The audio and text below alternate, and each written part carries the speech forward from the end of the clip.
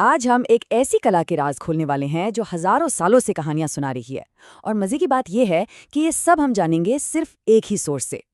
तो चलिए भरतनाट्यम की दुनिया में उतरते हैं। जी हाँ, हमारी सारी जानकारी सीधे सीधे इन हाथ से लिखे हुए नोट्स से आएगी। इस अकेले व्हाइट बोर्ड पर जो कुछ भी लिखा है ना, बस उसी से हम इस कला की एक एक परत को खोलकर देखेंगे। तो चलिए शुरू करते हैं। तो सबसे पहले बात करते हैं इस डांस की जड़ों की। आखिर ये शुरू कहाँ से हुआ, इसका इतिहास क्या है? तो भरतनाट्यम की जड़ें जुड़ी हैं दक्षिण भारत के तमिलनाडु से। और देखिए, ये सिर्फ एक डांस नहीं है, बल्कि ये तो उस पूरे इलाके की सांस्कृतिक पहचान का एक, कह सकते हैं कि एक बहुत ही जरूरी हिस्सा है। और एक दिलचस्प बात बताऊं, भरतनाट्यम को हमेशा से भरतनाट्यम नहीं कहते थे।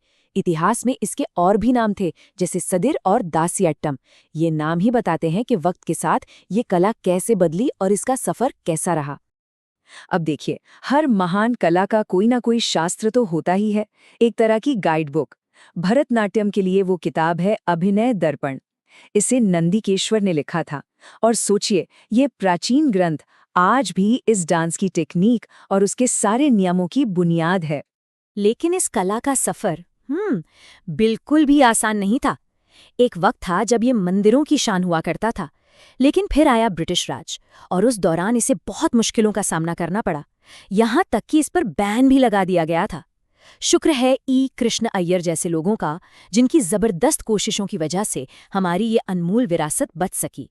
चलिए इतिहास से आगे बढ़ते हैं और अब ये समझते हैं कि आखिर भरतनाट्यम में ऐसा क्या खास है।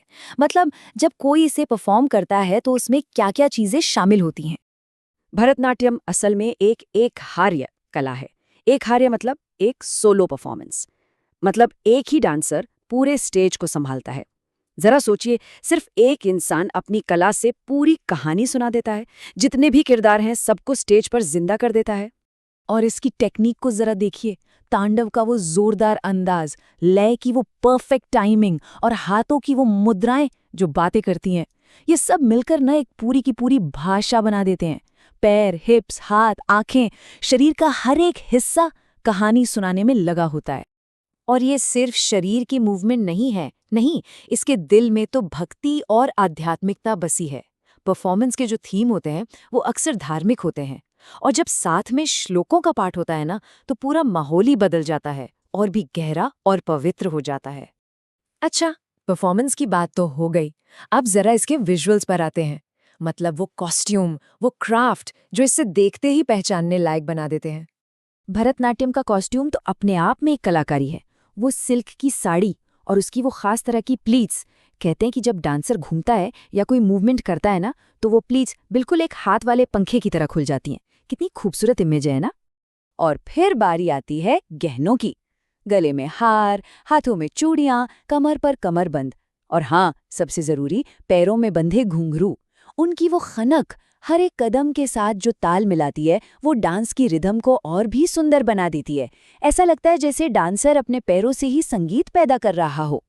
इससे पता चलता है कि ये कला कितनी गहरी और परमानेंट है। ये सिर्फ स्टेज पर परफॉर्म करने वाली कला नहीं है, ये तो हमारे मंदिरों की दीवारों पर भी उकेरी गई है। चिदम्बरम मंदिर का जो गोपुरम यानी जो टावर है, उस पर भरतनाट्यम की मुद्राओं को पत्थरों में तराश कर अमर कर दिया गया है। ये सदियों पुराने इतिहास का एक जीता जागता सबूत है। किसी भी कला को महान कौन बनाता है? उसके कलाकार। तो चलिए अब उन दिग्गजों के बारे में जानते हैं जिन्होंने इस डांस को नई बुलंदियों तक पहुंचाया। जरा इन नामों पर गौर कीजिए। रुक्मिणी देवी अरुणडेल, इन्होंने इस कला को मंदिरों से निकालकर दुनिया के बड़े बड़े स्टेज तक पहुंचाया और 1936 में कला क्षेत्र जैसा इंस्टीट्यूट बनाया। फिर है सोनल मानसिंह, जिन्हें सबसे कम उम्र में पद्म विभूषण मिला। पद्मा सुब्रमण्यम, जो अपनी एक अलग खास स्टाइल के लिए जानी जाती हैं। और यामिनी कृष्णमूर्ति।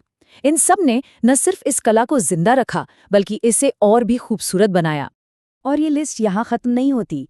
मृणालिनी साराभाई, मल्लिका साराभाई, लीला सैमसन और मुथु कन्नमल, जिन्हें आखिरी सदर डांसर कहा जाता है।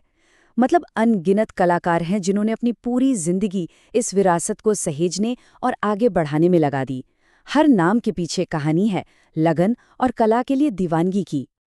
तो इस पूरी बातचीत के बाद एक सवाल मन में आता है ना, कि कैसे कैसे एक अकेला कलाकार सिर्फ अपने शरीर, अपनी लय और अपने एक्सप्रेशंस के दम पर कहानियों का एक पूरा ब्रह्मांड रच देता है, बिना एक भी शब्द बोले।